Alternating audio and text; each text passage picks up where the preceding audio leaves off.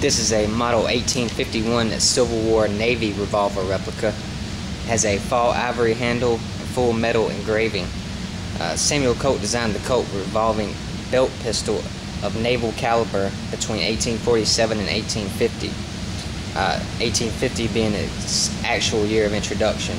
It remained in production until 1873 when revolvers using fixed cartridges became more popular and became widespread use.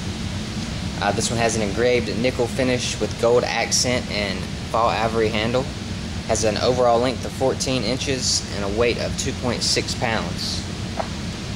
And while it does have the same size, weight, and appearance of many originals, as well as working hammer, trigger, cylinder, and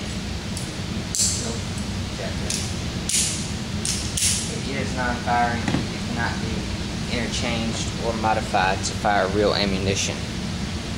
You can view this product or our full line of replica weapons and accessories at replicaweaponry.com.